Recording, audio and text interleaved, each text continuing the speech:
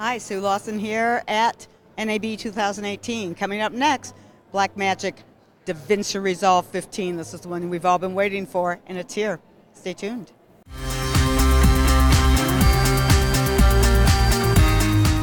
Hi, Sue Lawson here at the Blackmagic Design booth. They cannot get rid of me. I just want to stay here. I'm at NAB 2018 with one of my faves, Jason, who is going to go ahead and show us. This was one of the most exciting things that all the editors that I know, and I know a lot, I'm an editor, I know a lot of them, but this is one of the most exciting things that we saw easily at NAB this year, and it's the new DaVinci Resolve Studio. Whether or not you go with just DaVinci Resolve or the full paid version of DaVinci Resolve Studio, this was absolutely amazing. Let's talk first about some of the new features that you guys have come up with. Yeah, absolutely. Well, DaVinci Resolve 15 is probably the biggest update we've ever had for DaVinci Resolve. Fusion is now a page inside of DaVinci Resolve. So everything about Fusion is now right there in between the media and, the edit and the color pages. So we're just going to dive right in. We're going to take a look at some features.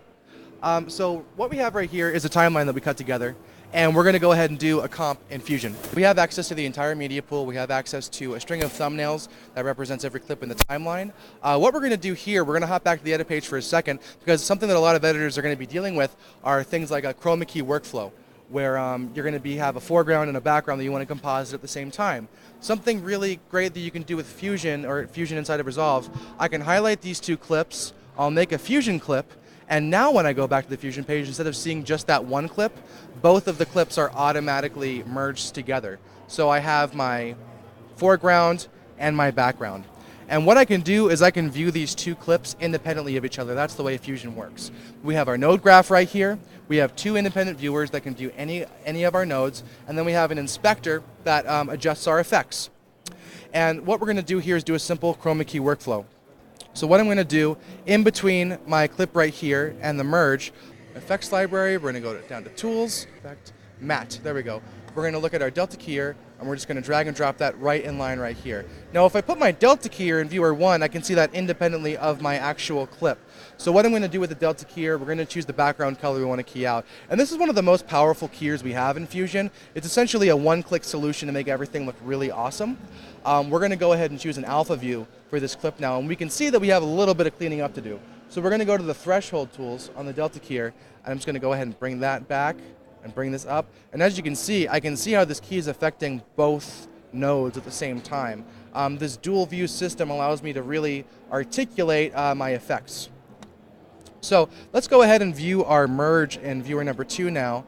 The next thing I want to do is implement a tracker, because as we can see, the spaceship moves, and I need to get the tracking information from this spaceship onto my background, something that editors need to do all the time. So what I'm going to do is I'm going to go ahead and add a tracker. So I'm going to go to my tracking, and I'm going to add a simple tracker and attached right here to my shot. So what I'm going to do is exit alpha mode. Let's go to the first frame. Let's set the tracker where we want it. I'm going to hover right over this light, and because of that, I'm going to go ahead and I'm going to name this tracker light. So let's go. I like the ability to name the tracker so you know what it is. Yeah, you can name the tracker, and you're going to have to eventually because you want to stay organized, and you're going to see why in just a moment.